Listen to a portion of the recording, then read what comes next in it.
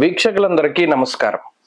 మార్చి నెల 30వ తారీఖున మారబోతూ ఉన్నటువంటి శనేశ్వరుడు ఆయన కుంభరాశి సంచారాన్ని వదిలిపెట్టి పూర్వభాద్ర నక్షత్రము 4వ పాదంలోకి అనగా మీనరాశిలోకి ఆయన యొక్క సంచారాన్ని ప్రారంభం చేయబోతూ ఉన్నారు. 330 డిగ్రీల యొక్క సంచారం పూర్తి చేసుకుని 331వ డిగ్రీలోకి రాశి చక్రంలో ఆయన అడుగు పెట్టబోతూ ఉన్నారు. దీని ద్వారా మేషరాశి వారికి కొత్తగా ఏలినాటి శని యొక్క ప్రభావము అనేటువంటిది 7.5 సంవత్సరాల పాటు ప్రారంభమవుతూ ఉన్నది. ఈ తరుణంలో మేషరాశి వారికి శనేశ్వరుడి యొక్క మార్పు ద్వారా కలిగేటువంటి ఫలితాలని ఈ వీడియో ద్వారా క్లుప్తంగా తెలుసుకునేటువంటి ప్రయత్నం చేద్దాం. ముఖ్యంగా ఏదైనా ఒక గ్రహ మార్పు జరిగినప్పుడు దాంట్లో మంచి చెడు రెండు ఉంటాయి. మేషరాశి వారికి ఇప్పటి వరకు లాభస్థాన స్థిత శనేశ్వరుడుగా ఆయన చాలా యోగ్యమైనటువంటి ఫలితాలను గత 2.5 సంవత్సరాలుగా ఇస్తూ ఉన్నారు. అయితే ఇప్పుడు 12వ భావమందు శనేశ్వరుని యొక్క సంచారము 1, 2 రాశుల యందు అంటే మీ జన్మ రాశి లగాయితు లగ్నం ప్రకారం ఇప్పుడు కొంతమంది ఫలితాలు చెప్తూ ఉన్నారు. వారికి ఇది నిజంగా ఒక గొప్ప చెంపపెట్టుగా చెప్పవచ్చును. లగ్నాధారితంగా ఏలినాటి శని వస్తుందా?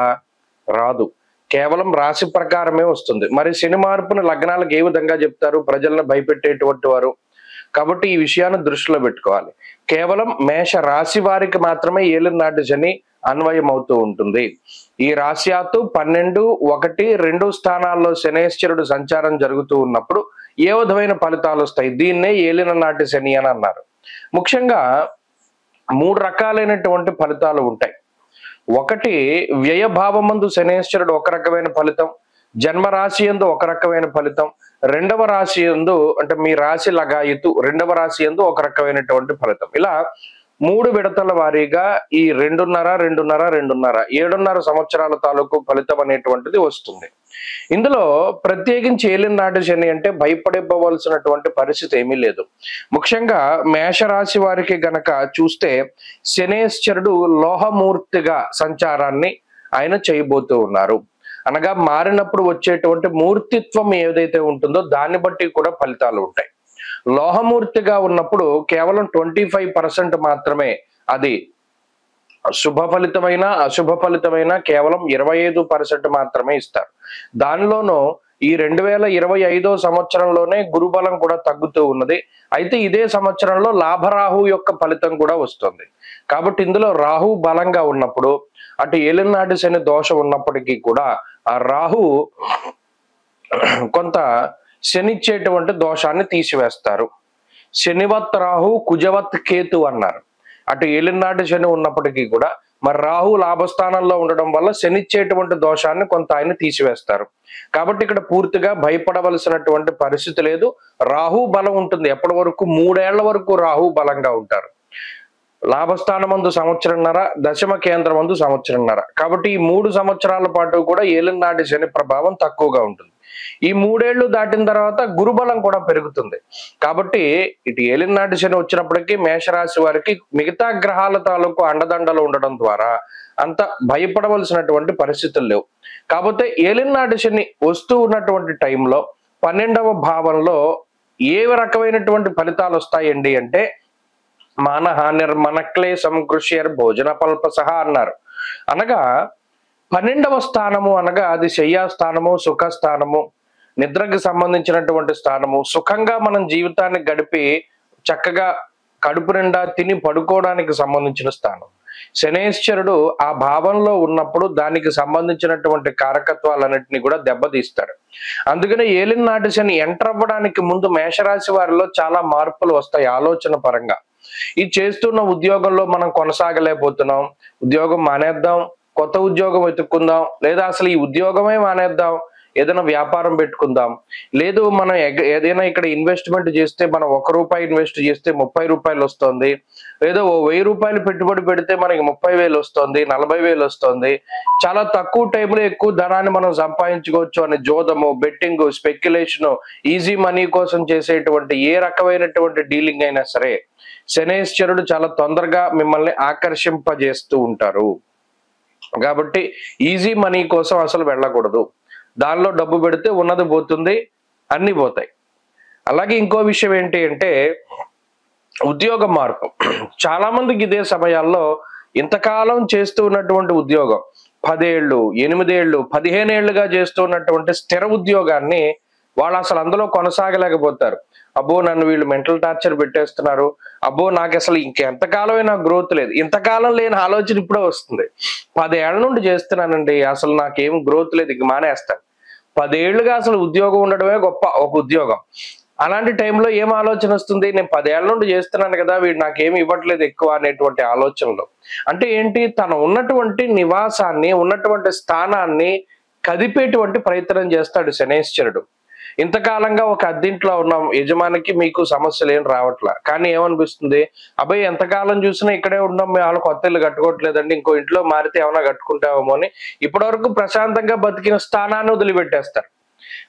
చూసుకోండి, ఎప్పుడు కూడా ఎలాంటి మార్పులే చెయ్యాలి అనేటువంటి ఆలోచనలు వస్తాయి.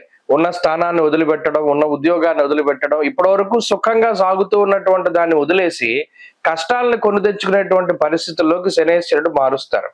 అలాగే ఇప్పటి వరకు చక్కగా వచ్చింది తింటూ ఉన్నటువంటి వాళ్ళు ఏం చేస్తారంటే, ఇంకా మనం భయంకరంగా సంపాదించుకోవాలి అనేటువంటి ఆలోచన కలగజేస్తారు. రిస్క్ చేసేటువంటి విధంగా చేస్తారు. ఉన్నది పోతుంది, ఇప్పటి వరకు ఉన్న ప్రశాంతత పోతుంది. అదే అన్నారు, మానహానిర్మన క్లేశం కృష్యర్ భోజన పల్పసహ నిత్య సంవాద దారిద్ర్యం. ఉన్నదంతా ఖర్చు పెట్టేటట్టు చేస్తాడు. మనకి కావలసిన దాని మీద కన్నా అనవసరమైన వాటికి డబ్బు ఖర్చు పెట్టేలా చేస్తారు. అలాగే స్థానచలనానికి అవకాశం ఉంటుంది, దేశాంతరవాసానికి అవకాశం ఉంటుంది, ఉద్యోగ మార్పుకి, వ్యాపార మార్పుకి, అనేక రకాల మార్పులకి అవకాశం ఉంటుంది. చదువరులకి ఏకాగ్రత అనేటువంటిది ఉండదు, కాన్సన్ట్రేషన్ ఉండనివ్వడు శనైశ్వరుడు. ఎంతసేపు కూడా గేమింగ్, చాటింగ్, లేకపోతే ఫోన్లు ఆడుకోవడము, లేకపోతే వ్యసనాల బారిన పడుతూ ఉండడం, ఇటువంటి వాటి మీద శనైశ్వరుడు ఎక్కువగా ఆయన ఫోకస్ చేయనిస్తారు. కాబట్టి ఈ ఏలినాటి శని స్టార్ట్ అవుతూ ఉన్నటువంటి టైంలో చేసేటువంటి వృత్తి ఉద్యోగాల్లో మార్పు చేయాలి అనుకునేటువంటి వారు చాలా జాగ్రత్తగా ఉండాలి. అసలు ఇది మనకి అవసరమా, ఇంతకాలం మనం ఇక్కడే ఉన్నాం కదా కొంచెం ప్రశాంతంగాను, మనకు అక్కడ కొంత పట్టు ఉంది, ఇప్పుడు అది వదిలేస్తే ఇంకో కొత్త చోట మనం నిలబడగలమా అనేటువంటి ఆలోచనలు చేసుకోవాలి.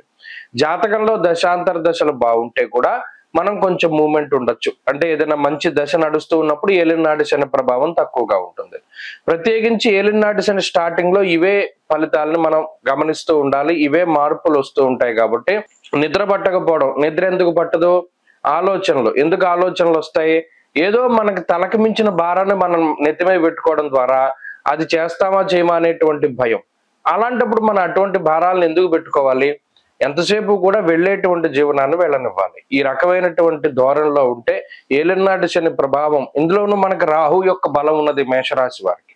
కాబట్టి రాహు అండగా ఉంటారు, ఎంత మాయనైనా ఛేదించగలిగేటువంటి శక్తిని ఇస్తారు. కాబట్టి ఈ రకమైనటువంటి దృక్పథాన్ని అలవరుచుకోండి. ఏలినాటి శని వల్ల భయం ఉండదు.